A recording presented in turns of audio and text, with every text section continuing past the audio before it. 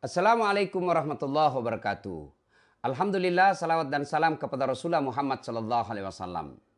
Rasulullah sallallahu alaihi wasallam bersabda, "Man shoma Ramadana imanan wa ihtisaban, ghufira lahu ma taqaddama min zambihi." Barang siapa yang berpuasa di bulan suci Ramadan dengan niat iman dan semata-mata mengharap ridha Allah, diampuni dosanya yang telah lalu dan yang akan datang. Subhanallah. Puasa saja. Baru puasa. Belum tadarus, belum itikaf, belum taraweh. Ya, puasa saja. Nabi telah memberikan berita gembira. Diampuni dosanya yang telah lalu dan yang akan datang. Dengan catatan dosa itu tidak disengaja dan tidak direkayasa. Jangan mentang-mentang sudah dengar hadis ini, wah kan sudah diampuni dosa kita dengan puasa selama Ramadan. Ayo kita bikin dosa, karena dosa yang akan datang pun diampuni. Ini dosa seperti ini tidak masuk dalam kategori hadis ini. Pemirsa yang saya hormati. Nah, Allah telah mengampuni dosa kita selama Ramadan ini, dosa yang sifatnya kepada Allah. Karena dosa itu ada dua sumbernya, dosa kepada Allah dan dosa kepada sesama manusia. Selama Ramadan dengan puasa semata-mata karena Allah mengharap ridha Allah, diampuni dosanya yang telah lalu dan akan datang. Dosa kepada Allah. Itulah sebabnya di hari 1 Syawal kita merayakan Aidil Fitri. Yang salah satu arti harfiahnya adalah kembali menjadi suci. Suci seperti bayi yang baru dilahirkan.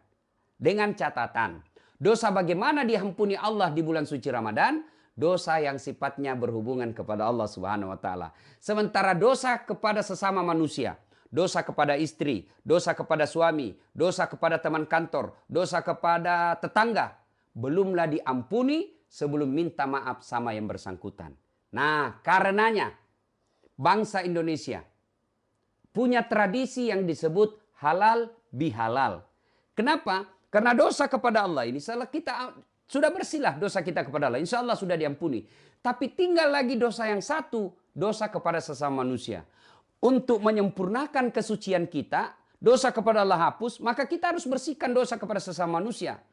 Tapi kan repot untuk mendatangi satu-satu orang.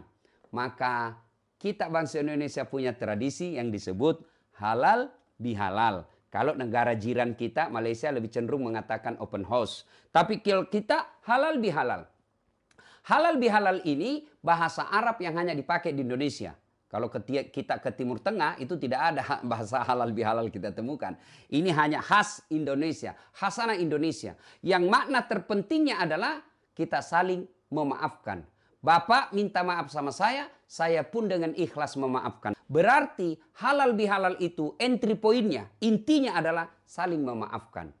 Dosa kepada Allah telah kita tunaikan, telah hapus di bulan suci Ramadan, maka kita tiba saatnya berhalal bihalal.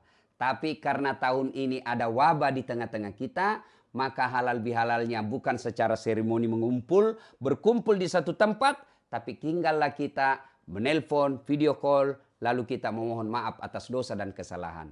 Mari manfaatkan momen kali ini untuk berhalal bihalal dengan ikhlas meminta maaf dan tulus memaafkan. Demikian, semoga ada manfaat. Saya Das'at Latif. Assalamualaikum warahmatullahi wabarakatuh.